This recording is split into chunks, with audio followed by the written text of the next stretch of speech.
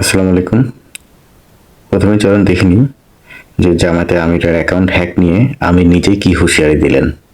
আমরা ডাকাত ধরে ফেলেছি। কোন জায়গা থেকে এটা করা হয়েছে এটা আমরা চিহ্নিত করে ফেলেছি। তোমরা বীর মায়ের সন্তান, সামনে এগিয়ে যাও, হয় শাহাদত না হয় ফেসিবাদের পতন, মাঝখানে কিছু নাই। এই মাদেরকে ভুলে গেছে, এই মাদেরকে ভুললে চলবে না। আমরা আমাদের জীবনের চাইতে মাদের ইজ্জতের মূল্য বেশি বুঝি।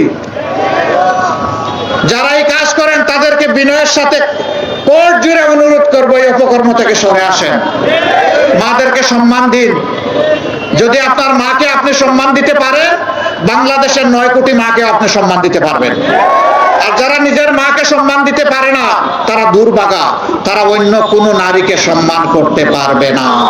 এবার নিশ্চয়ই আপনারা বুঝতে পারছেন যে আসলে এই অ্যাকাউন্টে হ্যাক করছে কারা এবং তাদের উদ্দেশ্য কি ছিল।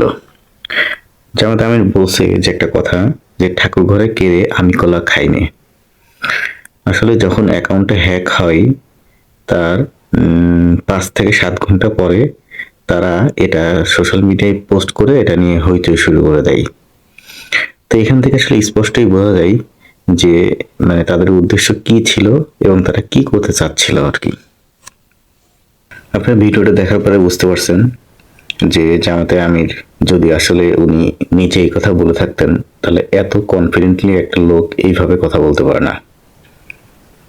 যখনই একটা লোক বুঝতে হবে যে এত কনফিডেন্টলি একটা কথা বলে, তার মানে নিশ্চয়ই তার এখানে কোনো দোষ ত্রুটি নাই। এটা আসলে তৃতীয় পক্ষ দ্বারা হ্যাক হয়েছে। স্পষ্টভাবে জামাতে আমিরকে বিপদে ফেলার জন্য, জামাত ইসলামকে বিপদে ফেলার জন্য তারা এই কাজটা করছে। আসলে আমার যেটা মনে হয়, এই অ্যাকাউন্টটা হ্যাক করার মাধ্যমে জামাতে ইসলামে আমিরের বিন্দু পরিমাণ কোনো ক্ষতি হয়নি বা জামাত ইসলামের কোনো ক্ষতি হয়নি। যারা তাদের স্বার্থ হাসিলের জন্য এই কুরুচিপূর্ণ বা এই বাজে একটা কাজ করছে, তার ফল তারা এই 12 তারিখেই দেখতে পাবে। 12 তারিখে মানুষ ভোটের মাধ্যমে তাদের এই বেয়াদবির ফল দিয়ে দিবে। জামাত ইসলামের আমিরের বা জামাত ইসলামে এত ঠেকা পড়ে নাই যে তারা এরকম একটা কথা বলবে। তারা খুব ভালো মতোই জানে যে মানুষের একটা সেন্টিমেন্ট নিয়ে আসলে খেলা করে জামাত ইসলামের কোনো লাভ নেই। জামাত ইসলাম চাচ্ছে যে এই দেশে একটা পরিবর্তন আসুক এবং এই পরিবর্তনের পক্ষে তারা কাজ করে যাচ্ছে। কিন্তু যারা আসলে এই পরিবর্তন চায় না, এই সিস্টেমের পরিবর্তন চায় না, তারা তাদের স্বার্থ হাসিলের জন্য তারা একের পর এক নষ্টামি ভণ্ডামি কাজ করে যাচ্ছে। এখন আমাদের উচিত কি? আমাদের উচিত যে এই ভণ্ডামির উচিত জবাব দেয়া, যেটা 12 তারিখে ব্যালটের মাধ্যমে আমাদের এই জবাবটা দিতে হবে। আসলে বাংলাদেশে একটা জিনিস এখন চালু হয়েছে, সেটা হচ্ছে দল মত নির্বিশেষে সবাই এখন পরিবর্তনের পক্ষে। মানুষ আর ওই আগের অবস্থায় ফিরতে চাচ্ছে না। আগের ওই ভোট চুরি, আগের ওই রাহাজানি, আগের ওই চাঁদাবাজি, কিন্তু একটা পক্ষ চাচ্ছে যে তাদেরকে আগের ওই সিস্টেমের মধ্যে বেঁধে রাখার। মানুষ এবার মার্কা দেখে ভোট দেবে। কি মার্কা দেখে ভোট দেবে? মানুষ এবার দাঁড়িপাল্লা মার্কা দেখে ভোট দিবে। দাঁড়িপাল্লাই মানুষ সিল দিবে এবং দাঁড়িপাল্লাকে খুব বড় মার্জিনের মাধ্যমে দাঁড়িপাল্লাকে বিজয়ী করে ক্ষমতায় তারা নিয়ে যাবে। বিরোধী পক্ষরা যারা যেভাবে শুরু করছে, আসলে এইভাবে শুরু করে জামাত ইসলামের কোনো ক্ষতি নেই, তাদেরই ক্ষতি হচ্ছে বরং। কারণ মানুষ বুঝতে পারতেছে যে এরকম নিম্ন রুচির কাজ আসলে কারা করতে পারে।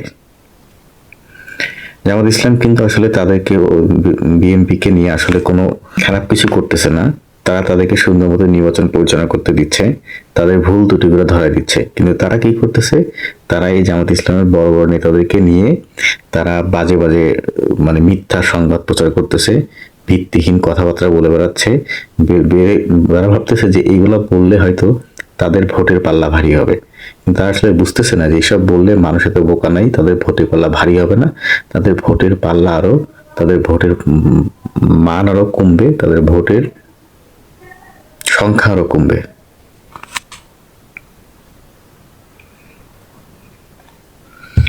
অতএব স্পষ্ট হয়ে গেছে যে আসলে এই জামাতের আমিরের অ্যাকাউন্টে হ্যাক কারা করছে এবং তাদের উদ্দেশ্য কি।